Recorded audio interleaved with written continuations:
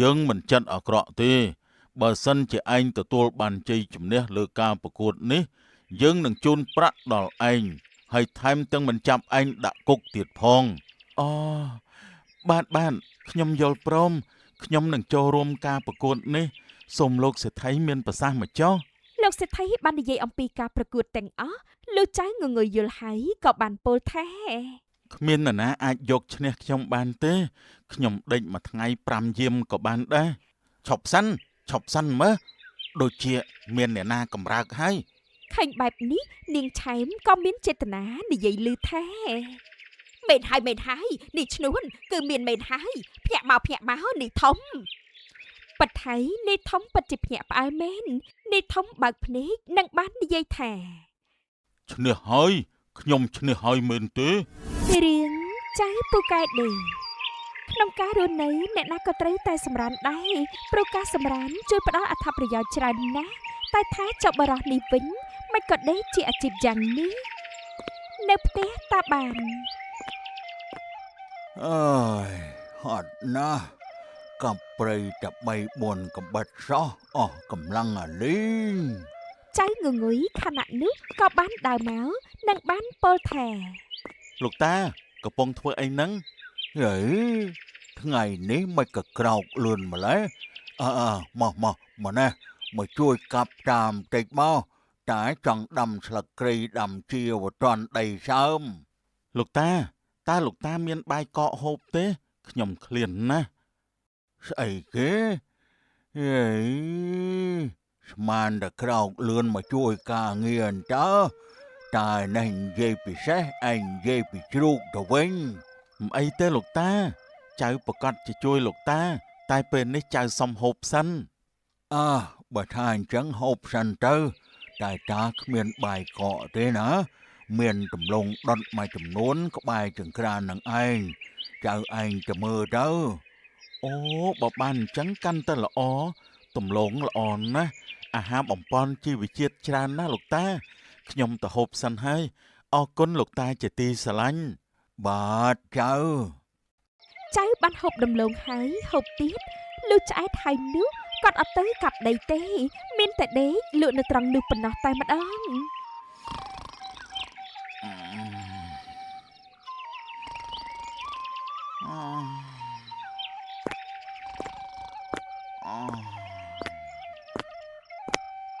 ថាហើយថាឃើញទេមិនក៏អញ្ចឹងទៀតទៅហើយអើយចំមែននឹកថាបានចៅពេញកំឡោះមកជួយការងារប៉ុន្តែមានឯណាគ្មានបានជាសាច់ការអីសោះ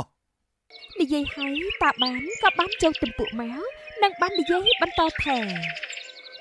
បើមិនកាចមិនអាចកែបានទេចៅល្ងុយនេះណែអូយអូយឈឺណាស់លោកតាអូយក្រែងថាជួយការងារតាមែនទេហើយចង់មកកំអត់ដេកយ៉ាងនេះណែចៅឯងអាយុ18ឆ្នាំហើយណាកុំខ្ជិលពេកតែលោកតាកុំគួរវាយខ្ញុំអញ្ចឹងដែរខ្ញុំកំពុងតែយល់សប្ផងនេះណែអូយឈឺណាស់លោកតាតិចខ្ញុំខូចចិត្តរត់ទៅផ្ទះពុកម៉ែវិញឥឡូវហ្នឹងបើចៅទៅក៏ទៅចុះនៅក៏គ្មានជួយការងារផងហ្នឹងលោកតាតិចថាចៅទៅបាត់តាំងអបសុកណាហើយតាមិននឹកតែក្មេងខ្ជិលវាប្រកែដេកបែបនេះទេបើអញ្ចឹងចៅលាសិនហើយលោកតាហេចៅឯងទៅមែនអីចៅងងុយចិត្តក្តៅមិនគិតច្រើនទេថាទៅក៏ទៅចំណែកតាបានក៏បានបារម្ភដូច្នេះគាត់ក៏បានស្រែកសួរថាណែចៅល្ងុយតើឯងស្គាល់ផ្លូវដែរអត់ហ្នឹងមិនស្គាល់ក៏ត្រូវទៅដែរដល់ផ្លូវបែកជាពីរចុងភូមិបាត់ស្ដាំលុះឃើញផ្ទះធំមួយចៅសួរគេទៅគេនឹងប្រាប់ហើយណាចៅកុំបារម្ភពីចៅអីបើលោកតាមិនស្រឡាញ់ចៅផងហ្នឹងចៅទៅហើយតាបានប៉ាត់ជីមិនដាច់ចិត្តទេតែគាត់គ្មានជំរឿសឡើយក្រៅពីបញ្ជូនចៅងងុយទៅផ្ទះសេដ្ឋីដើម្បីរៀនការប៉ុណ្ណោះ ពុកម៉ែចៅពឹងឲ្យតាស្ដីថាបដែបដៅចៅតែតាអស់សមត្ថភាពហើយសង្ឃឹមដល់ផ្ទះលោកសេដ្ឋីបណៃចៅផងទៅចុះ ចៅងងុយឯនេះវិញក៏បានមកដល់ផ្ទះលោកសេដ្ឋីពិតមែន អូហូផ្ទះនេះធំណាស់ថែមទាំងមានផ្លែឈើច្រើនទៀតផង ចៅងងុយដើរចុះដើរឡើងឬក៏បានបេះភ្លុកខ្លះៗផងដែរលុះឆ្អែតហើយនេះចៅងងុយក៏បានងងុយនិងបានដេកលក់បាត់ទៅ នាងឆែមបរោះម្នាក់នោះជានរណាគេនឹងមិនក៏វាមកដេកនៅទីនេះ សង្ស័យតែអ្នកប្រមឹកក្នុងភូមិហើយខ្ញុំទៅមើលសិន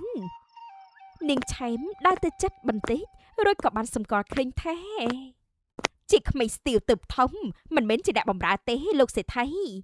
បើអញ្ចឹងសភាពនេះមានន័យថាវាលួចបេះផ្លែឈើយើងឆៃឡើងតឹងពោះរួចក៏ល្ងុយដេកតើនាងឆែមដេញវាចេញទៅ ចានាងឆែមចេះទឹក3ឆ្នាំ4ឆ្នាំ5ឆ្នាំទៅហើយតែចៅងងុយអត់ភ្ញាក់សំបីបន្តិចនោះទេលោកសេដ្ឋីចម្លែកណាស់បរោះនេះអត់ភ្ញាក់ទេតែគេស្លាប់តែដឹងខ្ញុំខ្លាចណាស់ មិនទាន់ស្លាប់ទេមិនមើលថាដង្ហើមនៅដកទេអី គឺមែនហើយតែមិនក៏មិនងាយភ្ញាក់យ៉ាងនេះ ណែងើបឡើងមិនក៏មកដេកនៅទីនេះឬមួយចាំភ្ញាក់សំបេះឆៃបន្តទៀតមែនទេអាកូនក្មេង លោកសេដ្ឋីដូចគ្នាក៏ដាស់ដែរតែនាងងងុយនៅតែពុំក្រោកដូចគ្នា អីគួរឲ្យក្តៅក៏ហើយណាហ៎ សេដ្ឋីកាលនោះគាត់កំពុងតែខឹងណាស់ក៏ប៉ុន្តែនាងឈ្នួនក៏បានរត់មកនិងបានពោលទាំងភ័យថា លោកសេដ្ឋីមានរឿងហើយទៀនតើមានរឿងអីនេះឈ្នួនឯងនិយាយតាមស្រួលមកមើលកំស្លន់ស្លោពេកឬមួយក៏ឯងចង់ឲ្យយើងគៀងបេះដូងមែនទេបានអត់ទេគឺលោកសេដ្ឋីសាមញ្ញជើញមកទាប្រាក់ដែលលោកចម្ពាក់ហើយលើកនេះគាត់ថាបើមិនសងគាត់ច្បាស់ចរិបអូសដីផ្ទះចំការហើយទៀនថាមិនក៏គាត់មកលឿនម្លេះឈ្នួនជូនយើងទៅឆាប់ឡើងបាទសុំអញ្ជើញទៀន លោកសេដ្ឋីសុធិតពិតជាខ្លាចអំណាចសេដ្ឋីសាមញ្ញណាស់ព្រោះបើពេលនេះសេដ្ឋីសាមញ្ញមិនពេញចិត្តសេដ្ឋីនឹងមិនមានអ្វីសល់សូម្បីបន្តិចឡើយ លោកសេដ្ឋីអញ្ជើញមកយូរហើយមែនទេបានមិនក៏យឺតយ៉ាវម្លេះខ្ញុំចាំយូរហើយណាឬមួយថាមានបំណងចង់គេចវេះមែនទេបានអត់ទេខ្ញុំមិនហ៊ានមានគំនិតបែបហ្នឹងទេកុំនិយាយច្រើនខ្ញុំគិតថាវាលើសថ្ងៃច្រើនណាស់ប៉ុន្តែណែគឺថាយ៉ាងម៉េចចង់គេចវេះទៀតហើយមែនទេម្ដងនេះយើងមិនលើកលែងឲ្យទៀតទេសូមមេត្តាខ្ញុំផងទៅលោកសេដ្ឋីធំពេលនេះខ្ញុំពុំទាន់មានប្រាក់គ្រប់គ្រាន់ទេសូមពន្យាពេលបន្តិចទៀតទៅអីបើអញ្ចឹងល្អហើយសម្រាប់ថាលោកគ្មានប្រាក់គ្រប់គ្រាន់ទេមែនទេឥឡូវសូមបកលទ្រព្យសម្បត្តិទាំងអស់ដែលនៅទីនេះមកឲ្យខ្ញុំមកអត់ទេមិនបានទេបើធ្វើបែបនេះតើខ្ញុំរស់នៅឯណាទៅលោកសេដ្ឋីតែខ្ញុំបានផ្ដល់ឱកាសឲ្យលោកច្រើនដងមកហើយម្ដងនេះក៏ខ្ញុំបានជូនតំណែងមុនដែរសូមលោកមេត្តាខ្ញុំផងទៅសូមទុកពេលឲ្យខ្ញុំមួយខែទៀតទៅបានទេឥឡូវគិតចេះចោះបើចង់សុកតលតែមានលក្ខខណ្ឌមួយតើជាលក្ខខណ្ឌអីទៅលោកសេដ្ឋីនៅទីនេះមានអ្នកខ្លាំងប៉កែដែរទេខ្ញុំមានការប្រកួតមួយបើគេអាចយកឈ្នះបានខ្ញុំនឹងមិនយកទ្រព្យសម្បត្តិទាំងអស់ទេតើពិតដែរទេ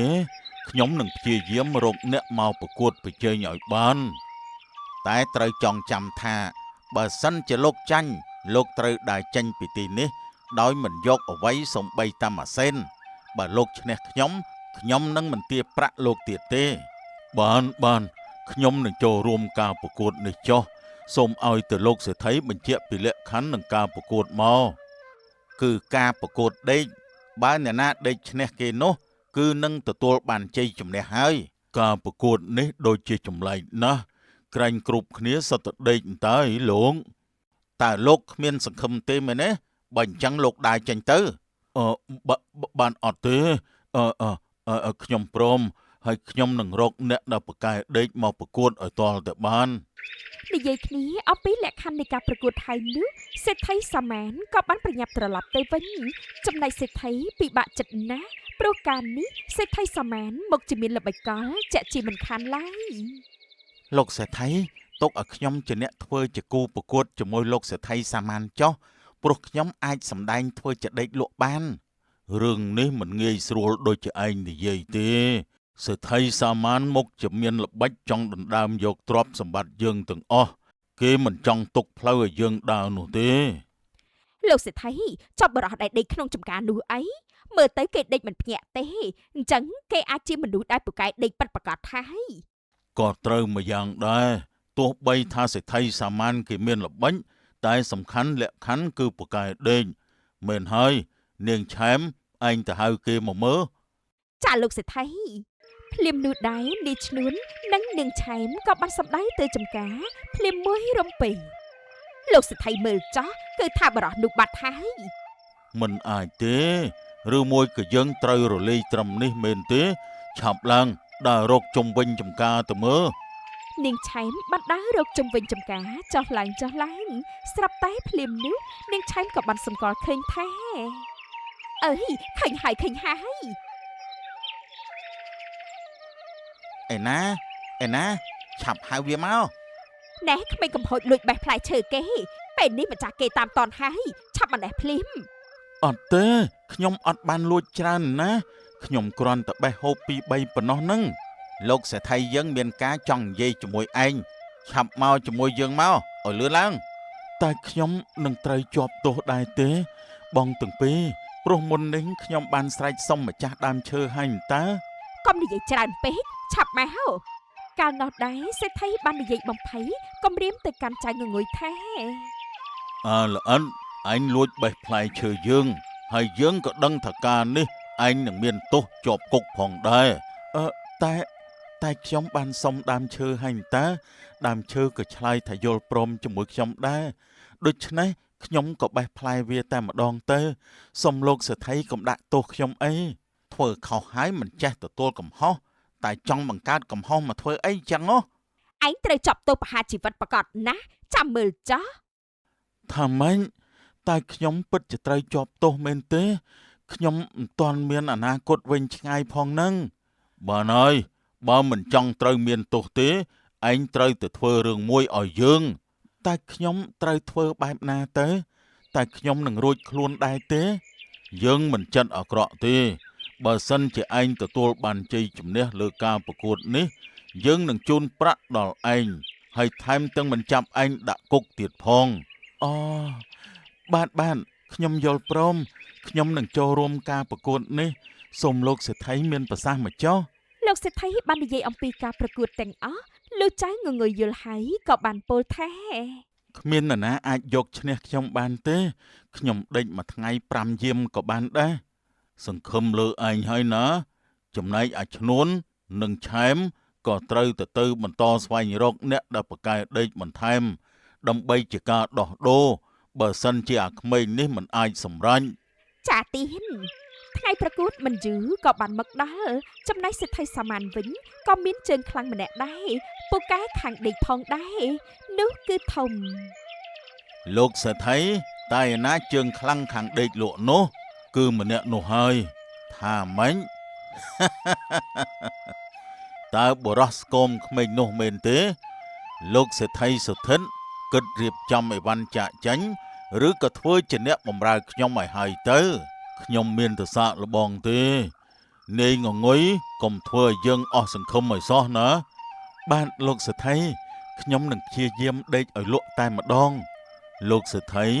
សូមលោកនិយាយអំពីលក្ខខណ្ឌប្រកួតមកចុះតើដេកលក់នេះបែបណាទើបហៅទៅឈ្នះនោះ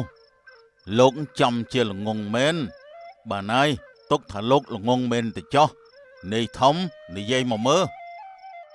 ផ្អាប់ហើយបែរជាឲ្យអ្នកបម្រើមកនិយាយជំនួសការនេះចង់ប្រមាថលោកសេដ្ឋីខ្ញុំច្បាស់ណាស់ លោកសេដ្ឋីបើអ្នកណាដេកយូរជាងគេអ្នកនោះគឺជាអ្នកឈ្នះហើយតើដេកយូរបែបណាបើបែបនោះអ្នកដែលចង់ឈ្នះមុខជាធ្វើពុតដេកមិនងើបមិនខានទេគឺថា បើអ្នកណាដេកមិនងាយក្រោករយៈពេលយូរជាងគេនោះគឺជាអ្នកឈ្នះហើយតែបើអ្នកនោះធ្វើពុតមុខជាឃ្លានងាកក្រេះក្រោះសម្គាល់ដឹងមិនខានទេបានហើយចាប់ផ្ដើមទៅខ្ញុំត្រៀមរួចហើយ បរោះទាំងពីរកាលនោះក៏បានដេកលក់ត្រឹមមួយរំពេកចំណែកគ្រប់គ្នាក៏អង្គុយសង្កេតពុំមានអ្នកណាងាកភ្នែកចេញទេពេលជាមក្រោយមក ពីយាមទៅហើយពួកគេដូចជាអត់កម្រើកសោះខ្ញុំបុកពោះណាស់សង្ឃឹមតែចៅងងុយនោះនឹងឈ្នះផងទៅចុះ ពីយាមបីយាមរហូតដល់មេឃជប់ទៅហើយនៅឡើយពុំមានអ្នកណាម្នាក់ក្នុងចំណោមពួកគេកម្រើកបន្តិចទេហាំជប់ជ្រៅណាស់ទៅហើយខ្ញុំដូចជាងងុយដេកណាស់ នាងឆែមកុំដេកពួកយើងត្រូវចាំមើលនាយធំនោះឲ្យច្បាស់ណា ចាសូមជូនពរឲ្យវាចាញ់ផងចោះកន្លងទៅមួយជប់ទល់ភ្លឺម្នាក់សុទ្ធតែចាំមើលការប្រកួតដេកនេះយ៉ាងប្រុងប្រយ័ត្នហើយម្នាក់ឃើញថាទាំងនីធំនិងចៅងងុយអត់មានអ្នកណាភ្ញាក់ទេ ឈប់សិនមើលដូចជាមានអ្នកណាកម្រើកហើយ ឃើញបែបនេះនាងឆែមក៏មានចេតនានិយាយលឺថាមេនហើយនេះឈ្នួនគឺមានមេនហើយភ្ញាក់មកនេះធំប៉ាត់ថៃនេះធំពិតជាភ្ញាក់ផ្អើលមែននេះធំបើកភ្នែកនិងបាននិយាយថា ឈ្នះហើយខ្ញុំឈ្នះហើយមែនទេគ្មានបានការមែនចេញទៅ ឈ្នះហើយចៃយើពួកយើងមិនបាច់ត្រូវចាក់ចេញទេលោកសេដ្ឋីខ្ញុំសប្បាយចិត្តណាស់ កុំអាលអខ្ញុំមានជើងខ្លាំងជាងនេះទៅទៀតលោកសេដ្ឋីមិនក៏លោកកលាស់សម្ដីយ៉ាងនេះខ្ញុំមិនបានកលាស់សម្ដីអីទេតែនេះជាការសាកល្បងតើខ្ញុំនៅមាននាងម៉ាប់ម្នាក់ទៀត ចាំជាអាក្រក់មែន លោកសេដ្ឋីក្រ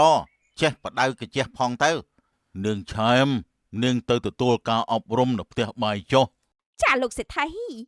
កន្លងទៅប៉ុន្មានថ្ងៃសេដ្ឋីសាមានក៏បាននាំអ្នកប្រកួតម្នាក់ទៀតបានមកដល់និងបានពោលឡើងថា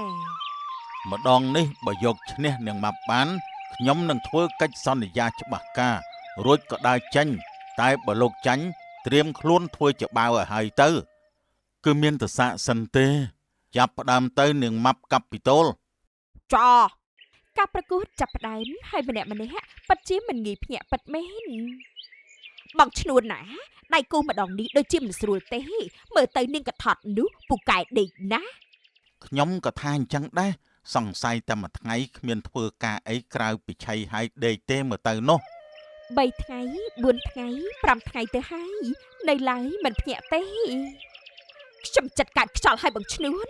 ទ្រាំសិនតអូនដើម្បីលោកសេដ្ឋីយើងណា កាលពេលនេះកន្លងទៅនាងម៉ាប់ស្រាប់តែត្រូវសត្វល្អិតចូលច្រមុះនាងភ្ញាក់និងបានរត់ចេញទាំងឈឺចាប់ផងដែរ ប្រសើរណាស់ព្រះអើយធូរទ្រង់តិចឲ្យខ្ញុំទុកតែខ្ញុំចាញ់ទៅចុះ លីឲ្យលោកសេដ្ឋីថ្ងៃក្រោយក៏មកទៀតណា ផ្ញើទុកសិនណា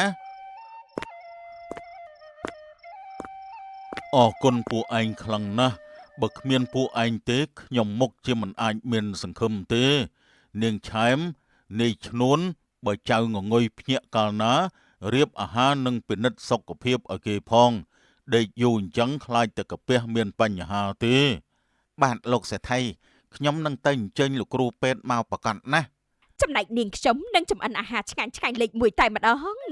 លោកសេដ្ឋីការគ្រាននោះពិតជាអាណិតចៅងងុយណាស់ព្រោះគាត់ជាអ្នកមានគុណនោះអី ជាថ្មីម្ដងទៀតយើងអរគុណឯងហើយចូលឯងនៅទីនេះចុះយើងនឹងឲ្យឯងបានរៀនសូត្រមានចំណេះនិងកែទម្លាប់មិនល្អខ្លះចោលតើមនុស្សត្រូវតែរៀនអំពីរបៀបរស់នៅគ្រប់ពេលមែនទេ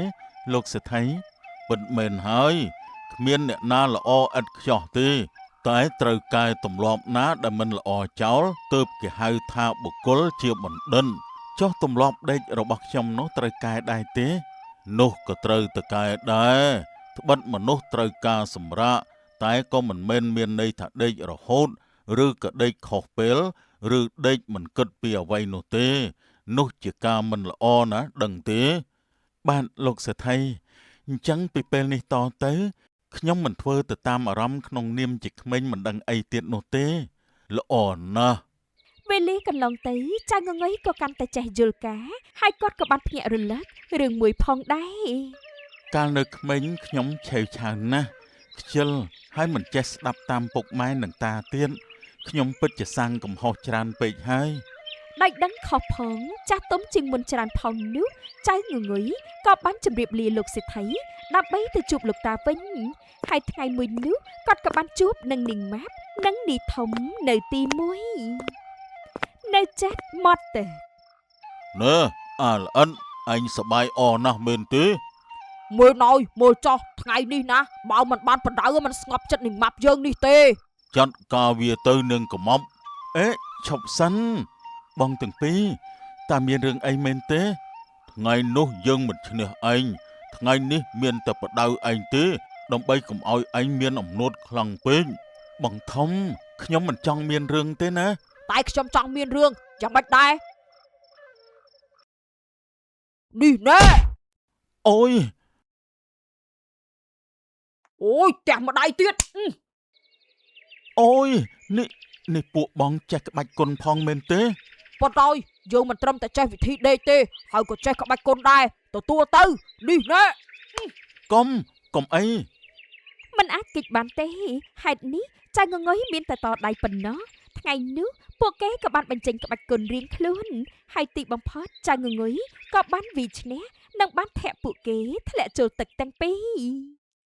ខ្ញុំលាហើយណាចំណែកពួកបងប្រញាប់ទៅជូតខ្លួនទៅប្រយ័ត្នហើមសួន អូយគួរខឹងណាស់មិនគួរចាញ់វាសោះហេតុថាមិនឈ្នះសោះចាប់ពីពេលនោះមកពួកគេក៏បានស្ងប់ចិត្តចំណែកចៅងងុយក៏បានទៅដល់ផ្ទះតាបាននិងបានរៀបរាប់គ្រប់បែបយ៉ាងលោកតាលឺហើយរីករាយជាខ្លាំង ព្រះអើយតារំភើបចិត្តណាស់ទីបំផុតចៅរបស់តាចាស់ចិត្តចាស់គំនិតហើយ លោកតាចៅសុំទោសផងកន្លងមកចៅពិតជាធ្វើមិនល្អដាក់លោកតាច្រើនពេកហើយ មិនអីទេចៅសម្លាញ់ លោកតាពេលនេះចៅមិនឲ្យលោកតាលំបាកទេពេលនេះចៅសន្សំបានប្រាក់ច្រើនណាស់ពួកយើងអាចសង់ផ្ទះថ្មីបានហើយក៏អាចសង់ផ្ទះជូនពុកនិងម៉ែផងទៀត អរគុណហើយណាចៅគ្មានឪពុកម្ដាយឯណាសប្បាយចិត្តជាងការដែលមានកូនល្អចេះគិតយ៉ាងនេះនោះទេ បាទលោកតា ចាប់តាំងពីពេលនោះមកចៅងងុយក៏កាន់តែចេះគិតជាលំដាប់ចេះធ្វើការនិងមានប្រពន្ធល្អម្នាក់រស់នៅសុខសាន្តតរៀងទៅផងដែរ